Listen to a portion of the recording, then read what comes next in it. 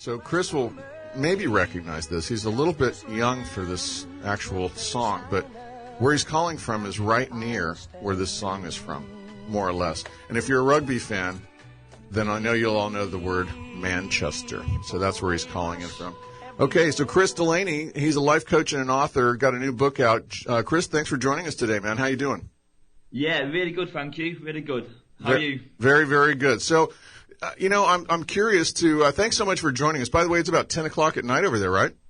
Yeah, 10 o'clock Saturday night, but I'm really happy to be here. Perfect. So we were wondering if we, maybe interrupted your dinner, or maybe you were at the pub having a few pints with the lads.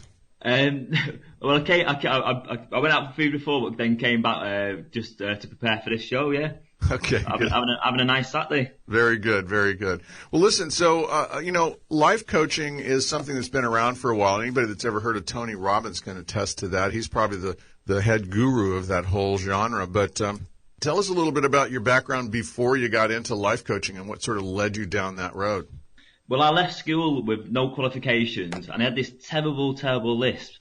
And I ended up in like manual labour jobs, and I never thought I'd end up progressing in a career. But I was always really passionate about helping people. And because I thought I had these like limiting beliefs, thinking I'd never get paid to help people, I used to volunteer with charities, taking disabled adults away on weekends, youth groups, scout groups.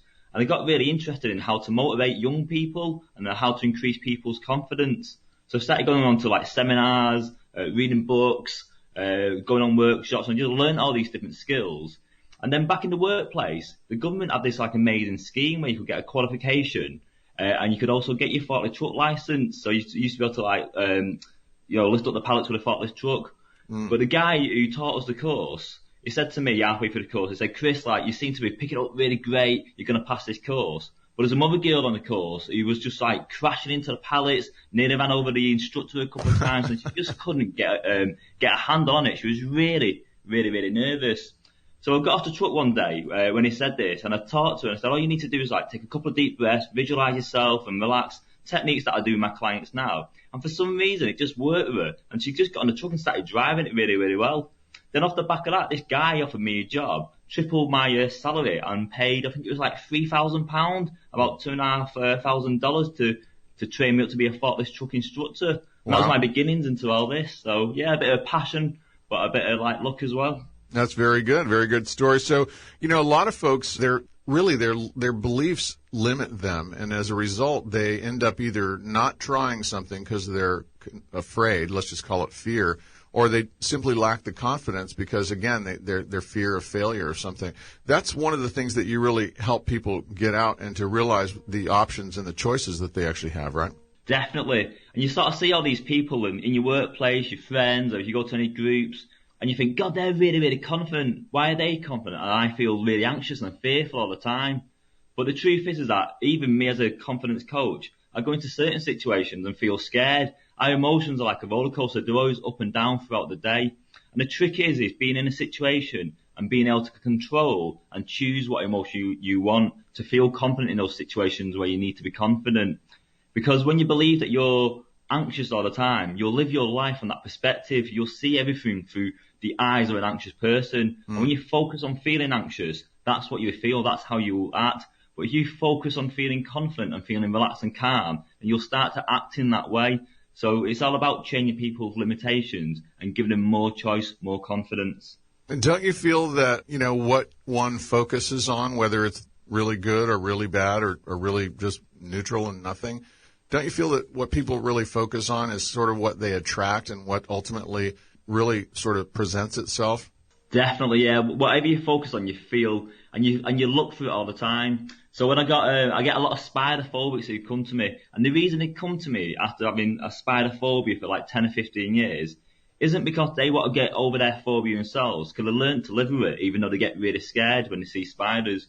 But it's often because their kids who are now 5, 6, 7 years old, they're becoming phobic of the spider because through observational learning.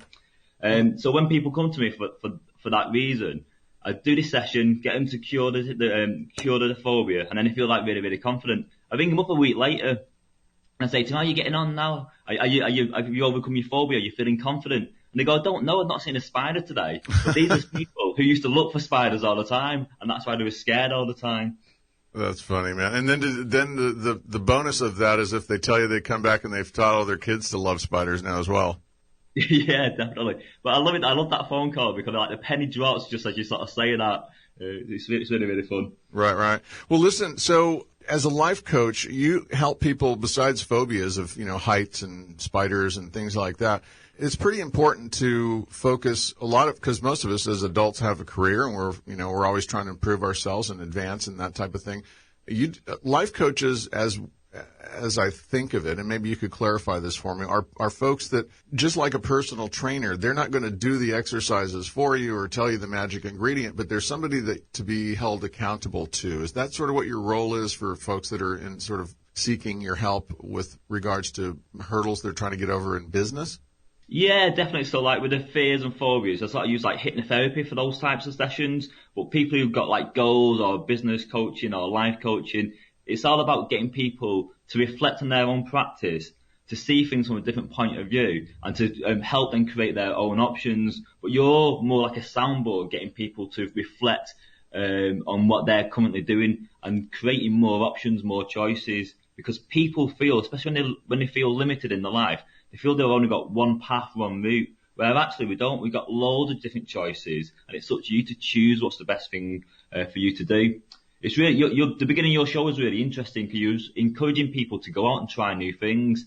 And so many people don't do that. They'll just do the routine. They'll stay in, watch a certain TV program, or maybe go to a certain restaurant or drink just a certain type of wine, just a certain brand. And they've got like a very limited view in that life. But what we try and do is create new options and new choices and encourage people to have new experiences, because life is all about experiences. When you're on your deathbed in 20, 30, 50 years' time, you're not going to look back and just think about that one thing you did repetitively. You're going to think about all the different experiences that you had in your life. Yeah, absolutely. Now, something too, Chris, I want to ask you, a lot of people are either just not aware or they're confused. Now your new book is called Evolve the Mind, 7 Rules of Mind Evolution. Tell us the difference, because I think this is really important, the difference between the mind and the brain, because doesn't one sort of try to overpower and control the other sometimes? Yeah, definitely. In the book I talk about having a two-headed beast where you have this like logical, slow-thinking mind, like your conscious mind, and then you have the other side, the other beast, which is your like emotional, fast thinking. So if I said to you, what's 2 times 2, the number 4 would just automatically pop in your head straight away.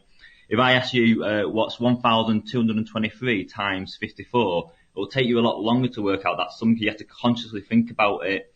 And these two minds are like fast thinking, habitual, emotional mind, like runs your life. When you see a spider, you either feel nothing or you'll feel like fear.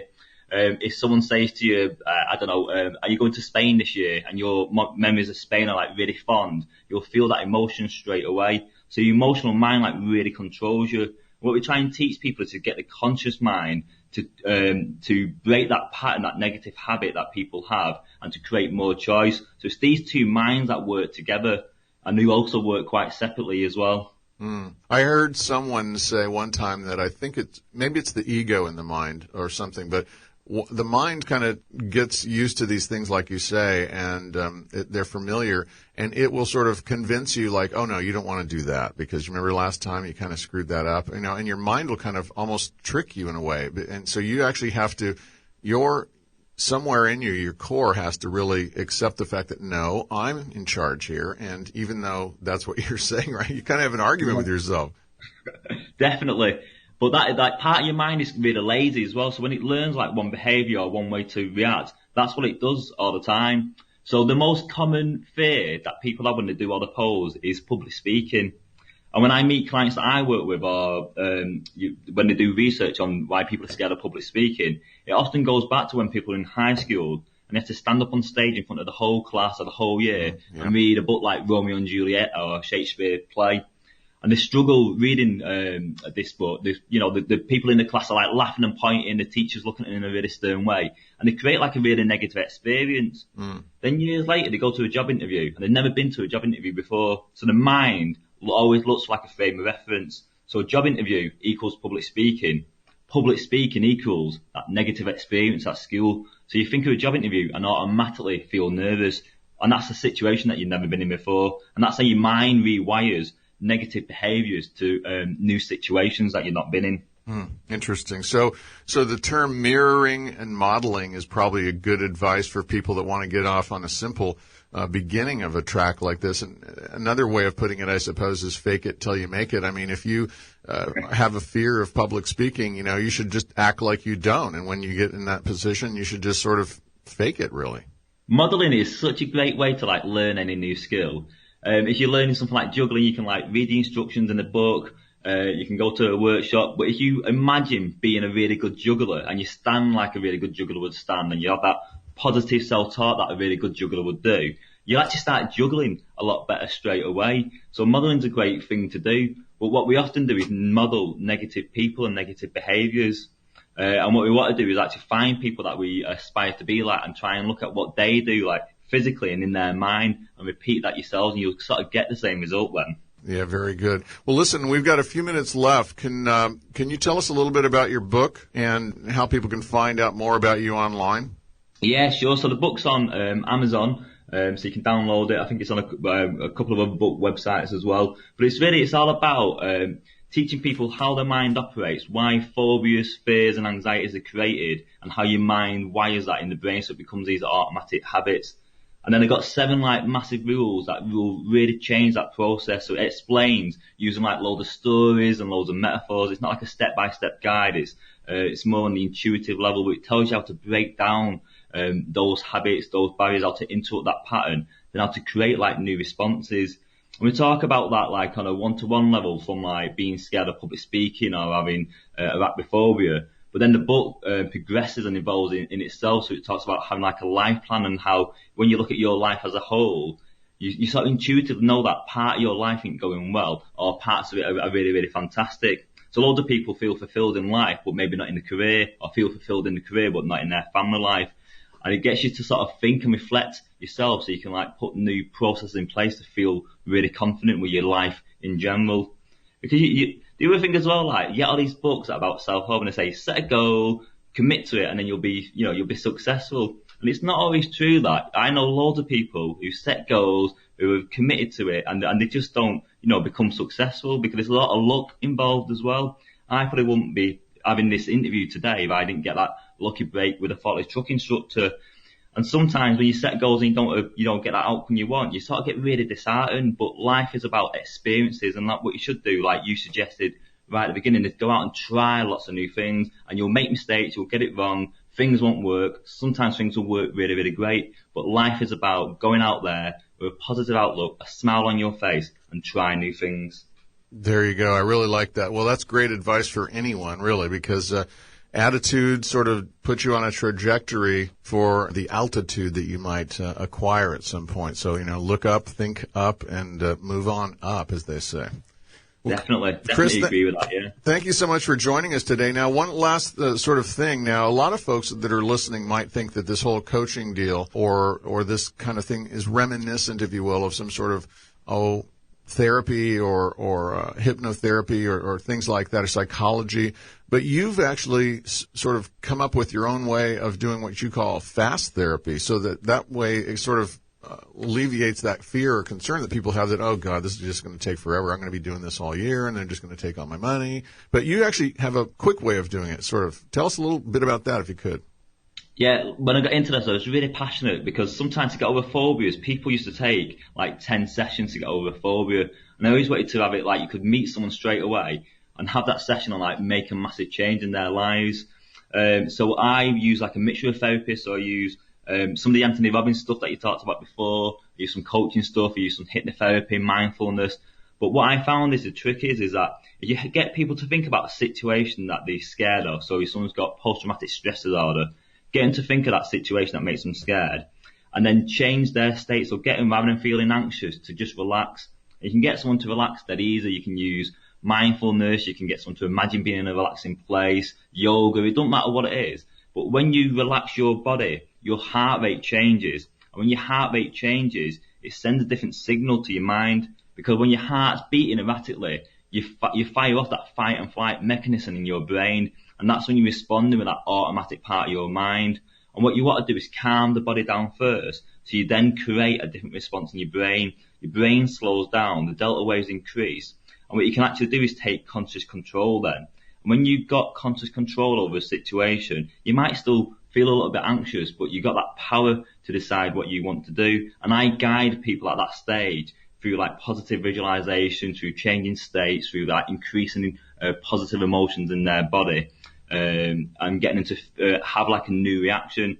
And because I repeat that throughout the session a couple of different times, using stories, doing it by a step-by-step guide, it changes the neurons firing in their brain when they see a stimulus. And I just find it's really, really successful.